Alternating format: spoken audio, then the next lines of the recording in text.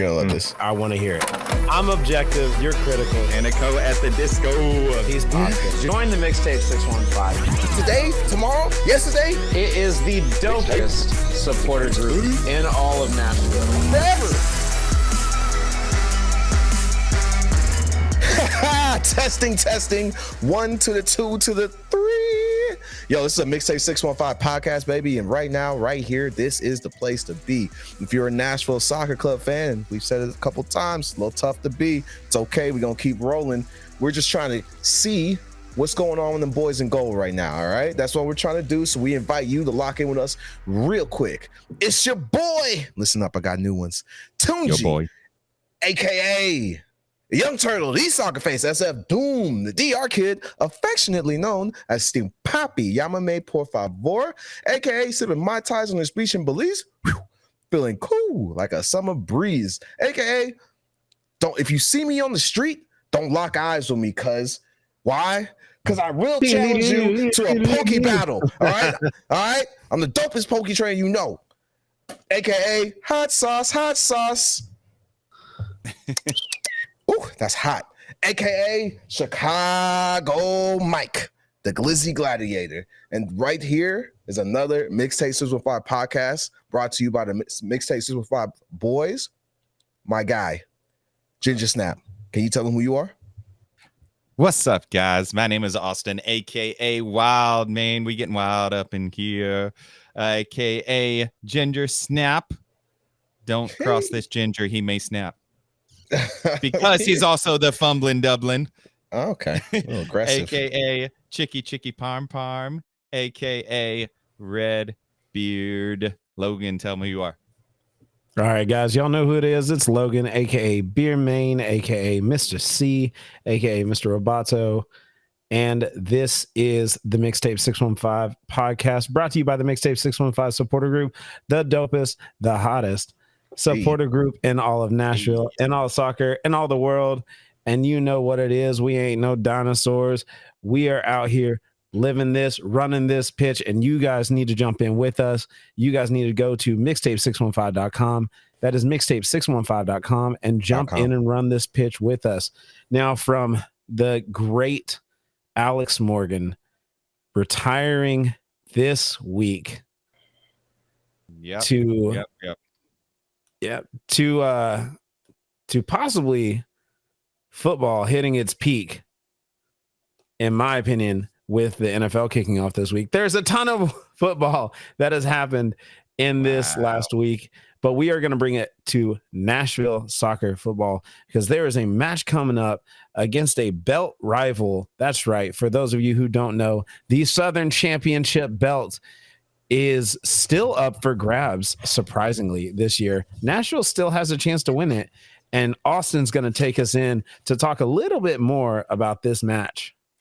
Yeah, we are taking it right into a match preview. And guys, hey, I believe there's a chance. It could happen. You know, I'm like the little kid from Angels in the Outfield, you know, just waving my arms. We need something to happen here. But hey, if it could happen, then there is a chance. There is a chance. I mean, I'm pulling that out. I'm a what's its name? Lloyd from Dumb and Dumber, you know, so you're telling me there's a chance. Oh my gosh. So like 1 in 100, Nashville, like more like 1 in a million. Nashville is coming into Atlanta this Saturday, guys. And yes, the belt is still on the line. Atlanta actually helped us out a little bit by beating Charlotte last match. So that made it to where Charlotte didn't clinch. So Atlanta could lose to us, get us back in contention. We got another match against DC coming up too, guys. So there is a chance with a couple wins and maybe some more help from Charlotte losing that Nashville could win. But this match, BJ Callahan's third league match, guys. How we feeling about it? Tunji, what are you feeling about this match coming up? Oh, well, you know, we're just going to go play Atlanta United, who I think the last 2 times has gotten one up on us, right? Or is it just the last? I think it's the last couple times. No. So the last time was actually our last result. Our last result in league play was all the way back May 18th when we drew with Atlanta. No. Yep, That's was not our last result. And no. We have Again, had are you all talking losses. about play on the He's belt? saying in league play. No, in league play, all of the losses have been since then. No, because we gotta win. We gotta after get that. a fact check on that. Hold on. We got might a couple wins. Sorry, we after got that. 2 Hold on. wins. We got 2 wins. There you I was go. about to But say, other hold than on. that, sorry, we got. We got to 2 wins. win against Toronto. After that, we got to win against Cincinnati. After that, Oh yeah, that was a big one. That was the last time that the 2-0 in Cincy. Yeah, that was the last time the rest of the MLS world cared about us. That Yeah. Cincinnati game. Yeah. Now we're just chopped liver. But look, man, this is look. All right, let me give you the breakdown real quick. All right, United have given up 38 goals. I think they've scored like 36 or something like that. They're allowing like 1.4 goals per 90 minutes. Their opponents have 126 shots on target against them. That's good news for us, except for we are doing worse than that. Like, we giving up way more goals.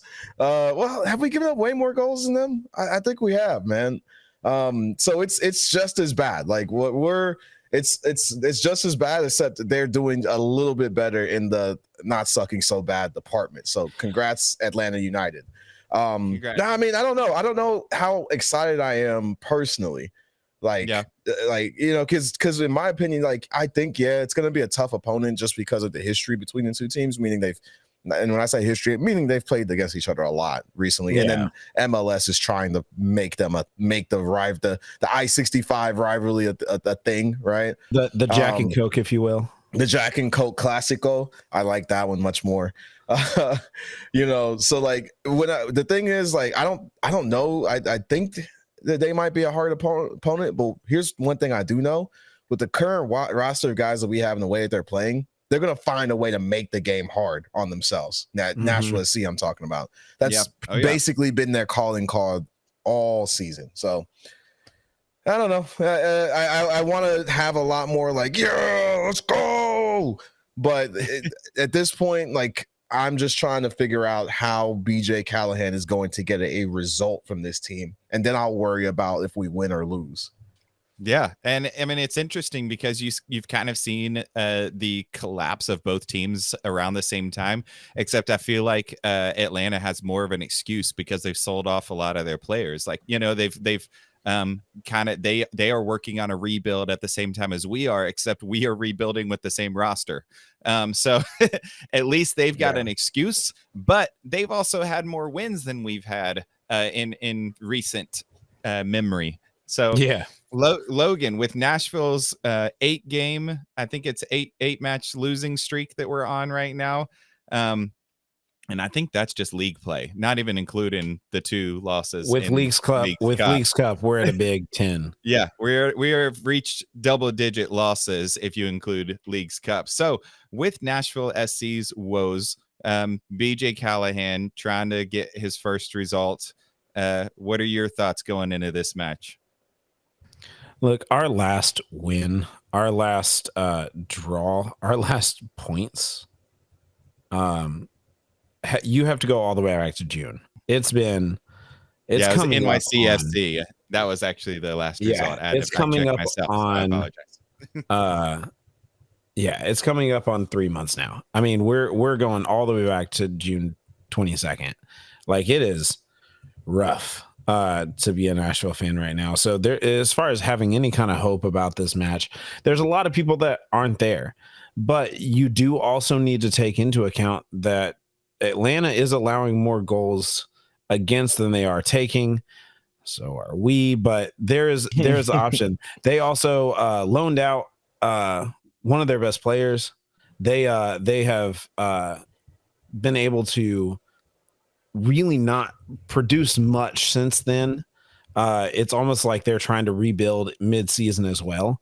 So there is some positives to take out of the fact that we may not be the one who sucks the most at this match. So I'm saying we may not. I'm not saying it's 100% that way. I'm not saying it's 100% not. I think there are some players to look out for. Saba Lobgen Dizzy.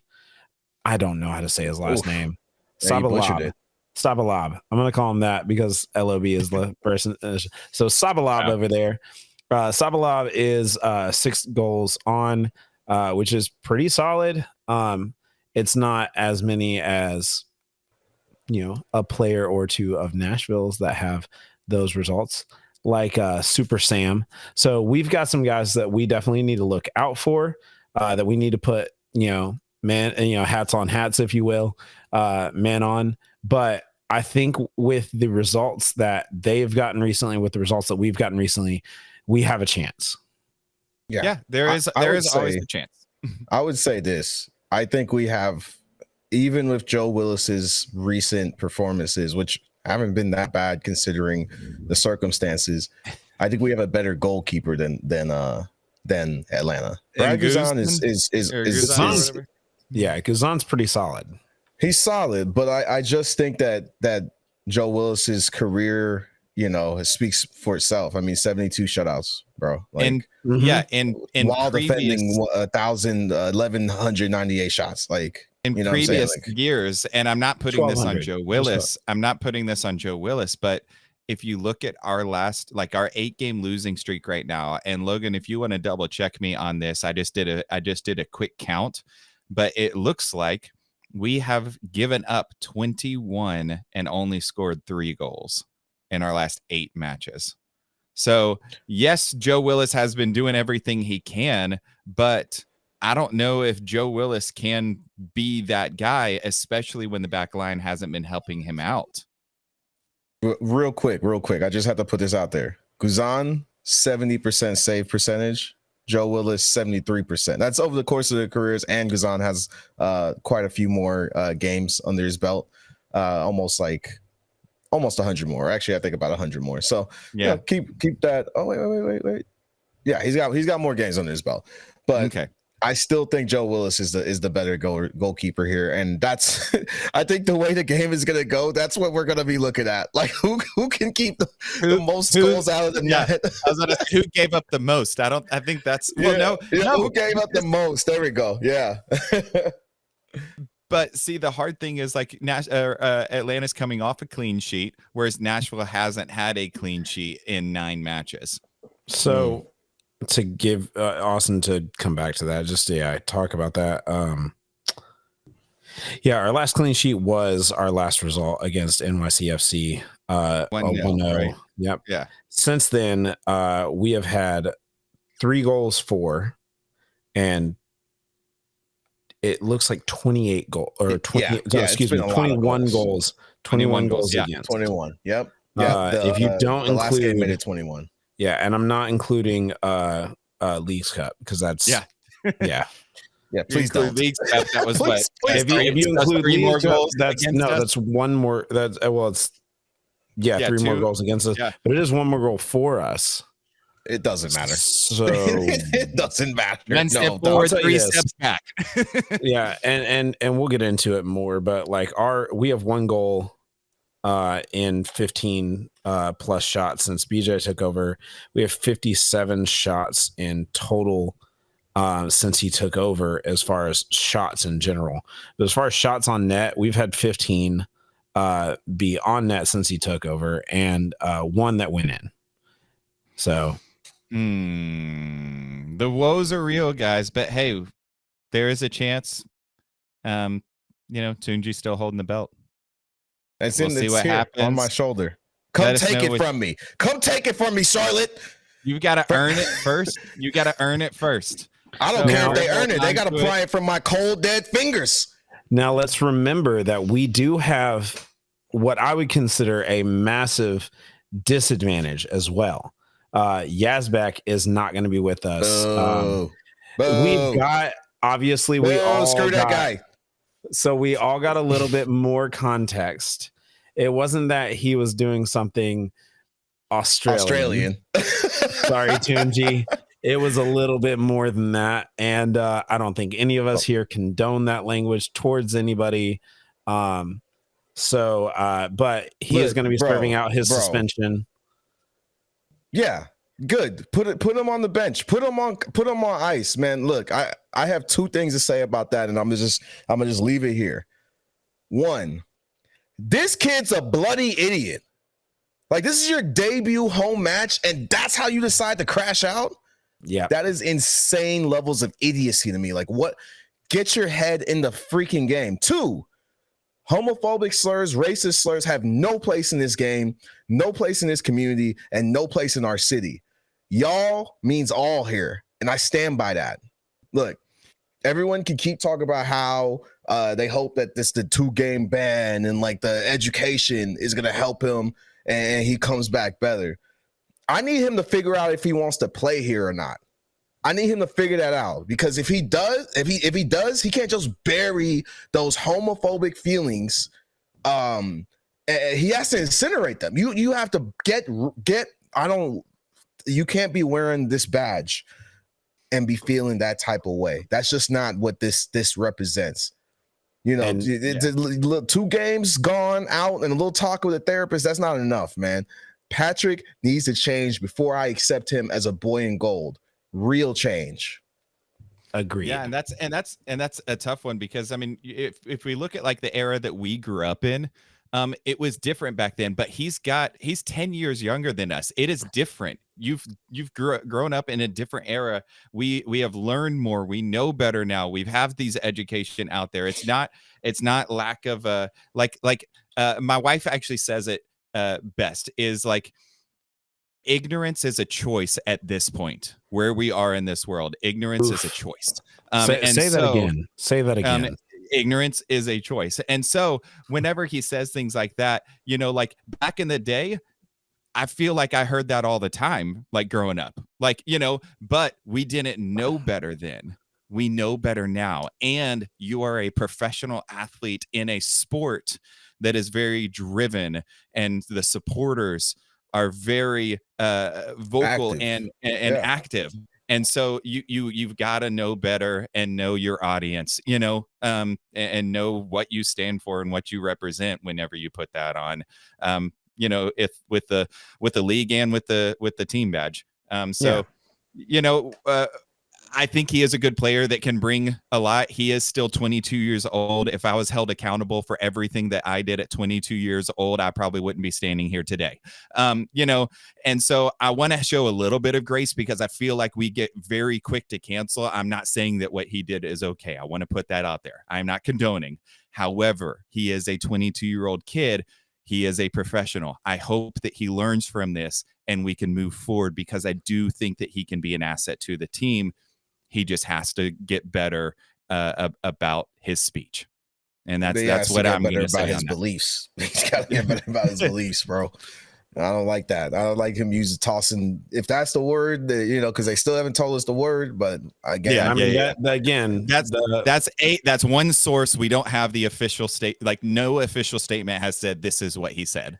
Also, I don't think Nashville SC has made an official statement about it, other than the fact that they haven't. They haven't. I'm just reacting to headlines, but that's a fun thing to do.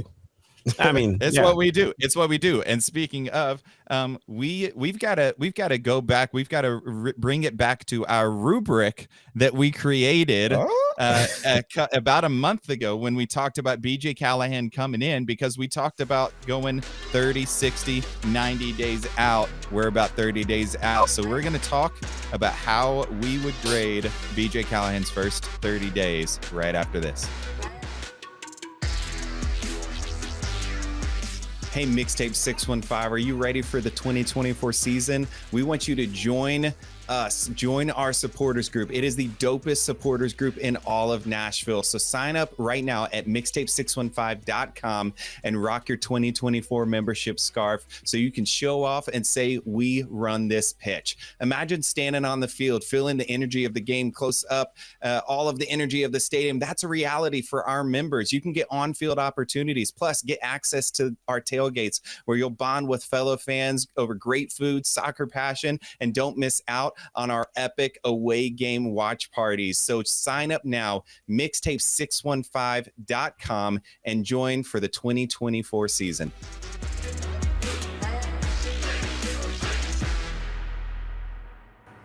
All right, and we're back from being back from the last time we were back. You got it? Right. All So you're saying we should run it back? Again and again, baby. The boys So are back in town. God, goodness gracious, let me talk about the segment. Guys, keep doing these back jokes. It's behind us now. Is it behind us? Have we turned our back to it? Okay. I could keep going. I can make it really awkward. we could get really awkward really fast, but Really lead us fast. in. Lead us in. Let's do it. So check it out. Fine. What was it about? I can't remember. It was a couple episodes ago, three episodes ago, 2 episodes ago. We talked about BJ Callahan and his taking the helm at Nashville, and we knew at that time that we were emotionally damaged goods as fans.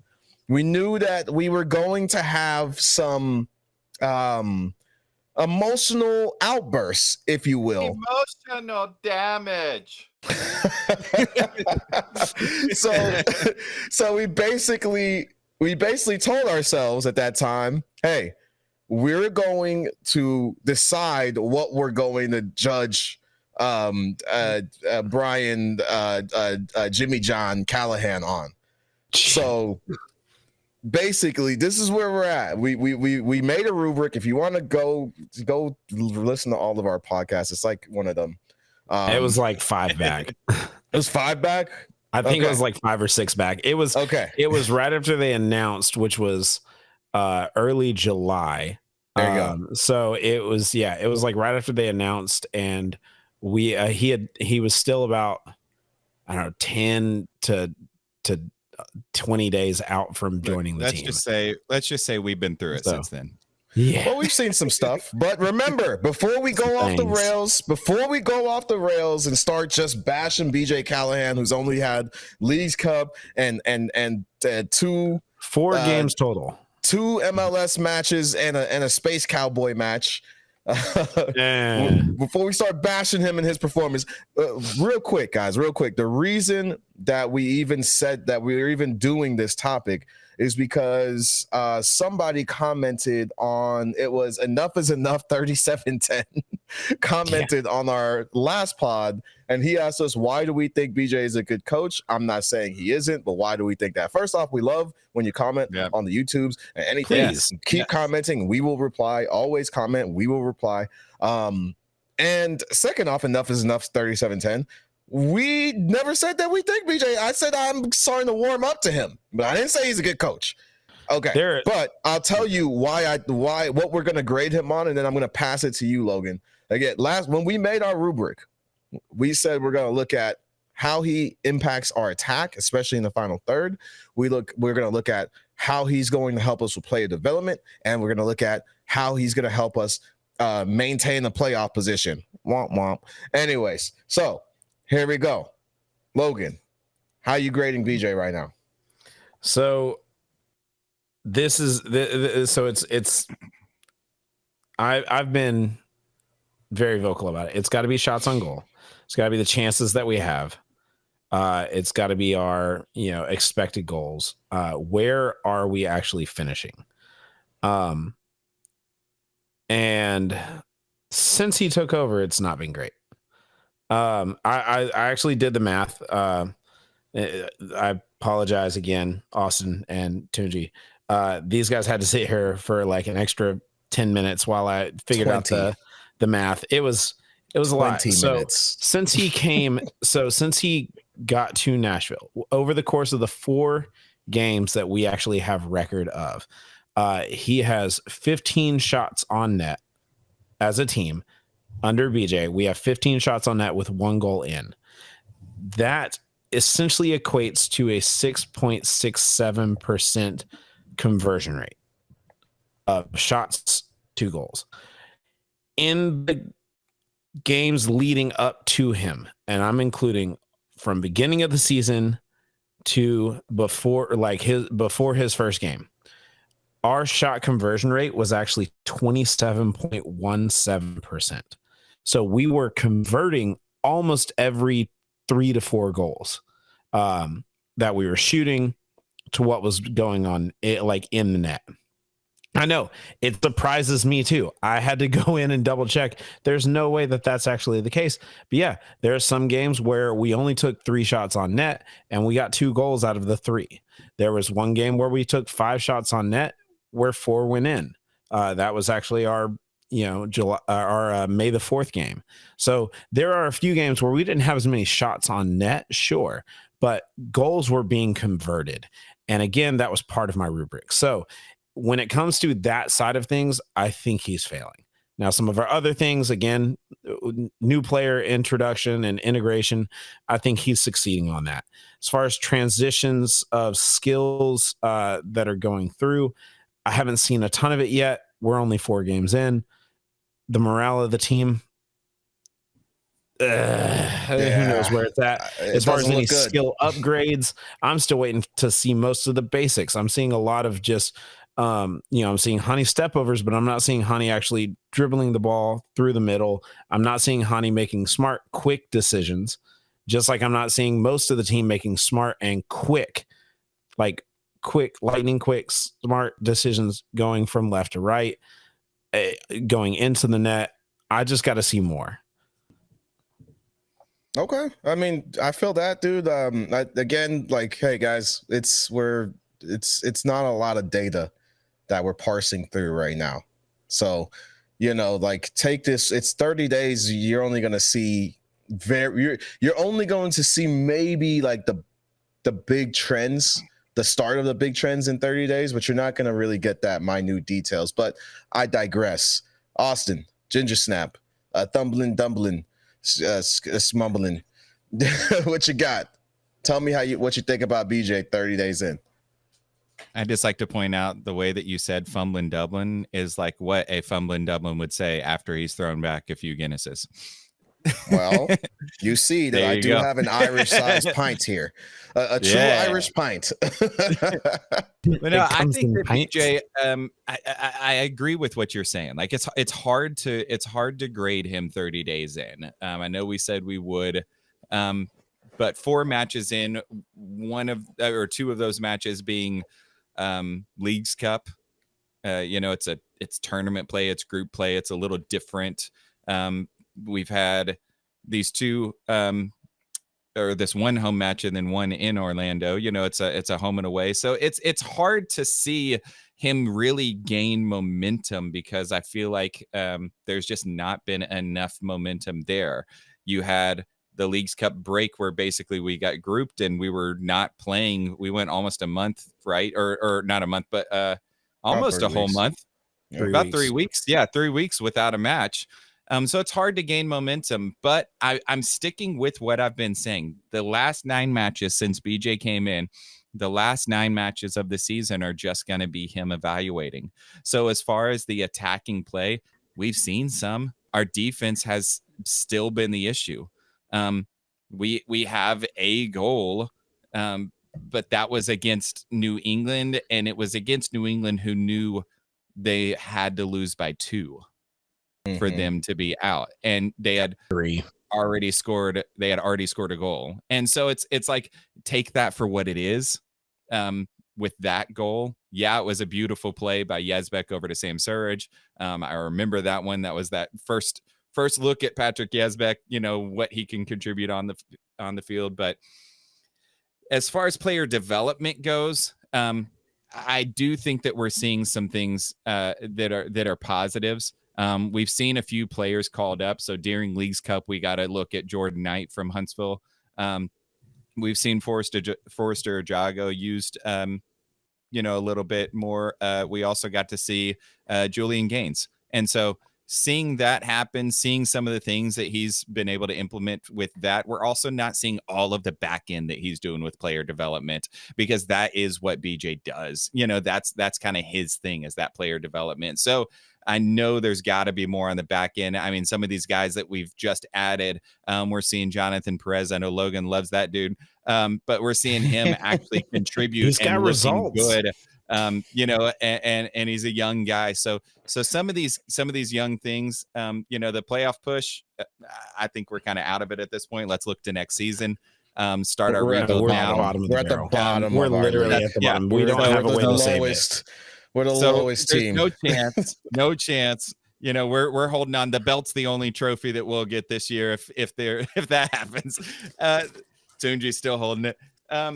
So We're as still far holding as hope. far as what I would grade him, I don't know. It's hard to say. I mean, a C at this point, because I don't want to say he's failing, because it's 4 games in, and we're really he came in during a losing streak and a defeated Nashville SC. Yeah. You know, it's sucks to be BJ right now. Just keep it real. Pause. All right, okay. Let me go ahead and give mine, and then we're gonna sing y'all some songs. Look, when it comes to attacking in the final third, just looking at league play, dude, I don't have enough data. I don't have enough data around this. I feel like I feel like I've seen an increase of shots. The other things like shots on target, all that stuff, I can't do math, so I'm not gonna even go there. Player development. It's been good to see new players come in. Like it has. I've enjoyed seeing new guys come in and get a chance and literally have an immediate impact. That's a huge difference from Gary Smith, bro. Yep. Like Gary Smith struggled to integrate new players, while BJ does it every day. Brian Jimmy John does it every single day, every single game. Yep. He's bringing in new players and giving them an opportunity to make a move, man. Julian Gaines has been on the team since the beginning of the season. We didn't see him until BJ came in. Yeah, exactly. Imagine if BJ had been here when Mackenzie Gaines was here. Mackenzie Gaines would probably still be here. Yep. Oh gosh, I wish we still had him. Just saying. It should be noted though that BJ started with a clean slate, while Gary had an established system.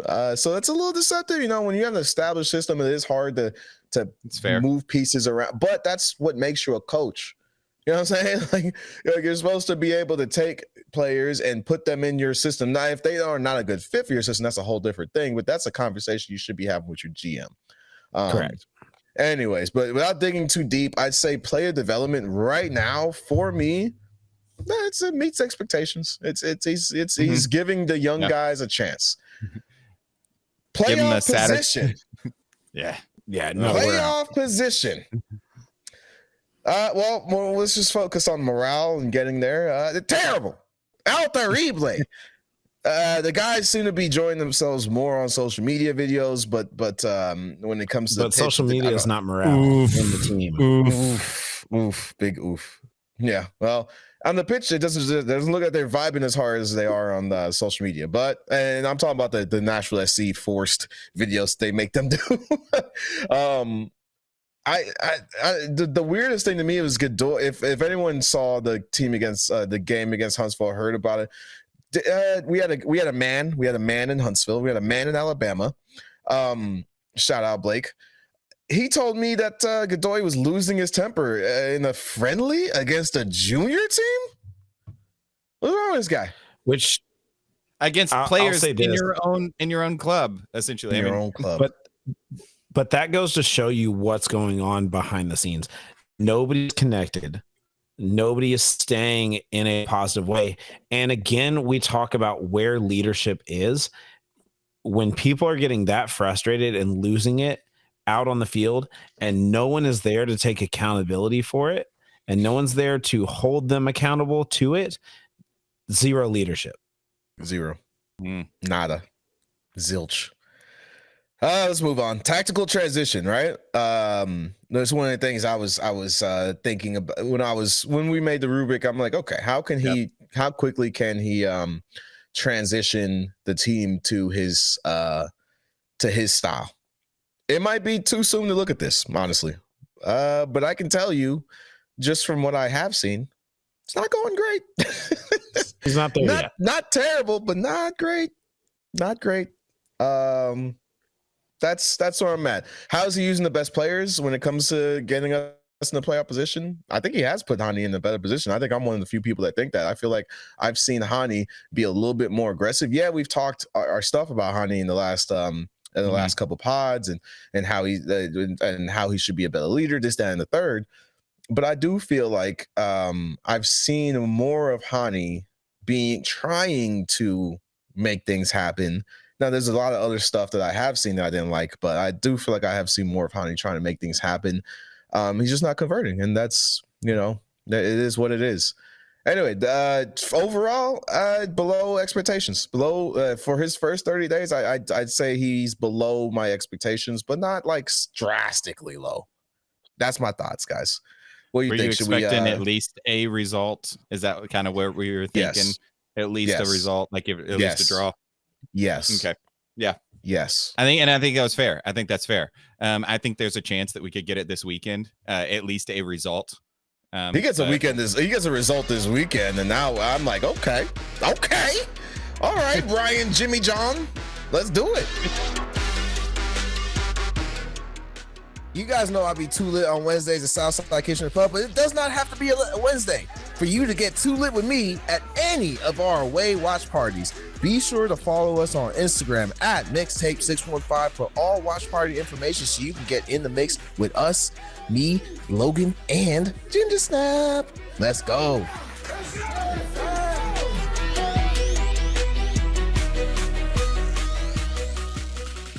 All right, guys, we're back after being back to being back and being back again. And back we are. Yeah.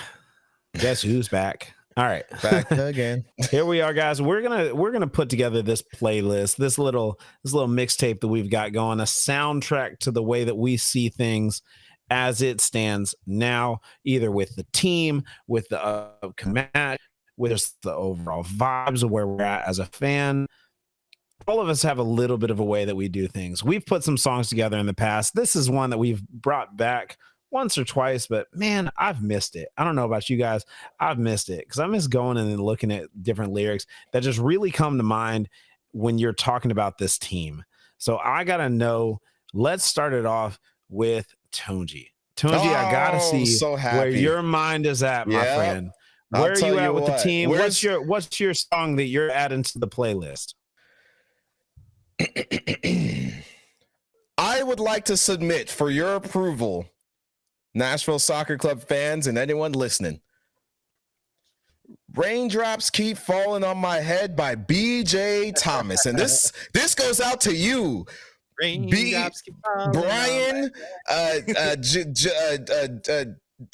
Jerry Callahan. This goes out to you. I see you, brother man. I see you. You out here striving, you out here struggling, and you out here trying to make it happen. But the whole world just seems like it's against you.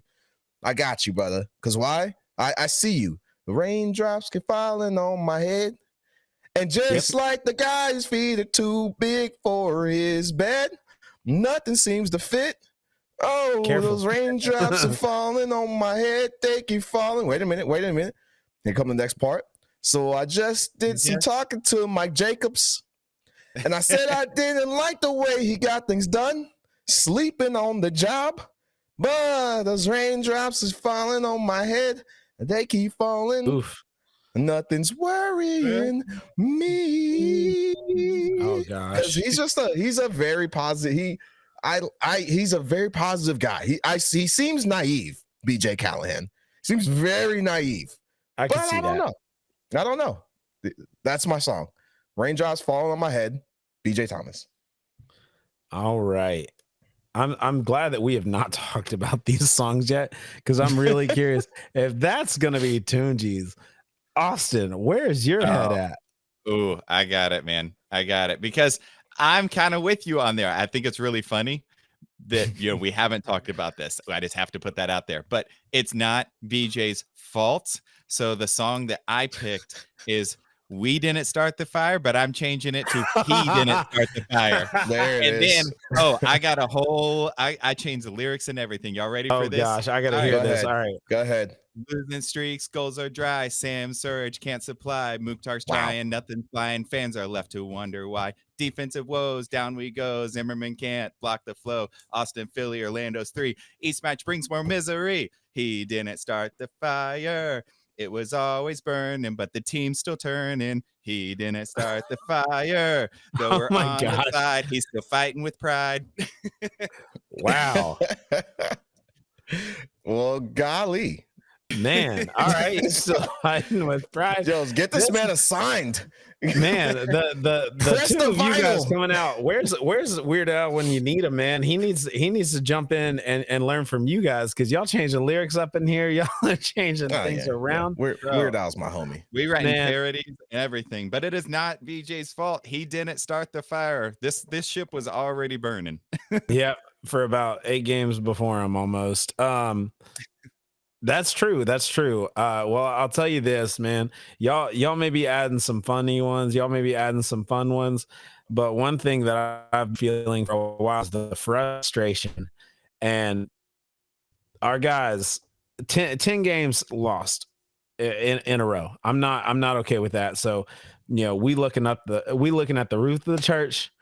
Preacher telling the truth, and it hurts because y'all are making me lose my mind up in here.